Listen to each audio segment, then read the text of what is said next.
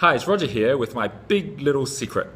It's really interesting. Whenever I would ask entrepreneurs or leaders, what's the edge that you have, the thing that sets you apart from others? What do you use? What do you do?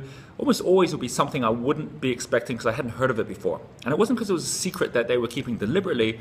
It was almost more like it just hadn't occurred to them to let people know about this because it came naturally, because it was like something they'd done all their lives.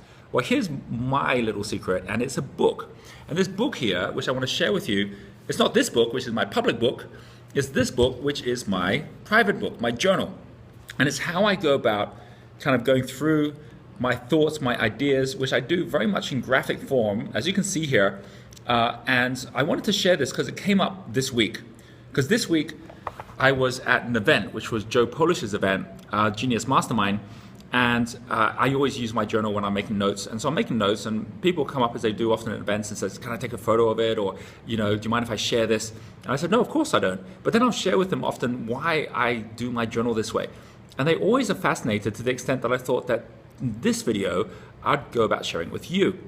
Now, before I do, there's something I want you to share with me. Because we just ran our Millionaire Master Plan conference here in Los Angeles, which was awesome. And thank you to everyone who came along to it.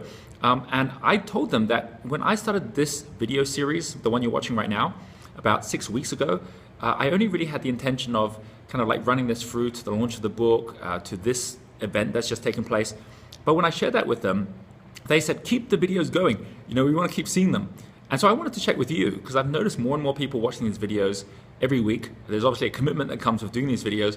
And I wanted to check in with you. Do you think I should keep doing these videos? So just go to YouTube, go to the comments on this video, and just let me know. What do you think? Should I do the video? Do you think there are things I could improve on, or things that you'd love to see more of? What has been your favorite thing so far? Just give me your feedback. And after I get all the feedback, I'll kind of get a bit of a sense. It'd be pretty obvious whether I should be continuing with this or not. But if you'd like to see more of this, definitely let me know, and subscribe so that if we continue with this series, then of course you'll be the first to know. All right, so go ahead and do that right now. My journal. All right, let's show you a couple of things in here which I think will help for me to kind of like set up the key things I want to share around the tips that I would love to give on journaling. The first one is that, as you'll see here, I am looking at the future rather than the past. As you can see here, I'm looking at like all of the future. This was earlier this year, 2014. What's my balance of paradise and purpose? How much travel? How much staying at home? What's the snakes and ladders? What can go wrong? What can go right? In terms of like our culture and the team, we went through it. I then looked at it again myself to kind of have a real think about what it was that we were setting ourselves up for ourselves in the future. Everything that I could go through in terms of thinking through the seasons, what's going on in the year, the key messages that I'm really keen to give in the year, or even the things that I'm actually learning when I'm actually out at other people's talks. This is all in here as well. As an example, this is 25K, an event that took place in Phoenix in February. This was a talk that Joe Welton did. Success comes in cans, not cannots. And here's a can of baked beans. Elephants don't bite. There's an elephant. I versus you. There's a sheep. Podcast. There's pods and peas in a pod. I think, well, like there's all these like visual puns. What am I doing there? Well, it's really interesting. When you actually look at just how much words fly by us today, whether it's in emails, whether it's in text messages, we hardly even think that much about what we're writing nowadays. Whereas if you go right back to like ancient Egypt, ancient Greece, the amount of time you need to take on every word, like chiseling it out in stone, where it would take you hours or days, and then you knew it was going to be there for centuries, you'd think a little bit harder about exactly what you wanted to say. And so this is my way, by really putting more time in every page, to really think, well, what is it that's important to me?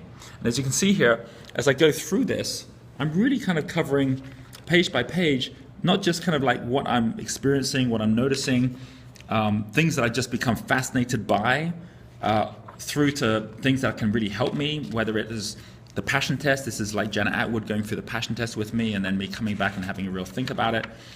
Things like, when I'm actually looking to plan our strategies. Here's a good example of it, right? This here is our thinking behind Genius U. And I remember as I was going through this, this is for our online platform, a very low-tech way of creating something high-tech. But you can see what's happening here is, as well as me kind of saying there's a brain, learning is a game, everyone's a genius, everything mobile, that I'm actually walking through what comes before what. What step 2 is the mobile side, what step 3, which is the missions, then we actually have the teams, we have the genius guides. And what happens is I'm going through this, I'm creating effectively what is a 5-year plan, all within one big brain. But then by going through this, I remember all of this in a way I just wouldn't if it was in a spreadsheet or in a Word document. I'll also use this to kind of like just go deeper in areas that I'm really fascinated by, the nature of space, the nature of light.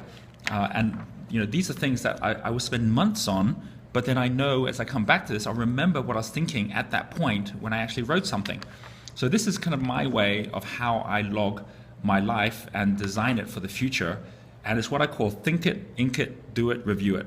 Now here's a good example. This is all about intention, which is all about the tent, which opens up. And this is something which I did when I left for America 45 days before my birthday, 45 days afterwards. And so this was kind of like my birthday, which was when I turned from 45 to 46. And so it's also not just 90 days, it's 90 years. And I've got what's below the line, what's above the line, my intention of making the book a bestseller. This is all reality before it happened. Think it, ink it, do it, review it is about actually just kind of like drafting out the masterpiece of what you want in your life and then playing it out. And of course, if you've actually written it down, you've got a very, very different link to it if you've just having a thought which comes and goes.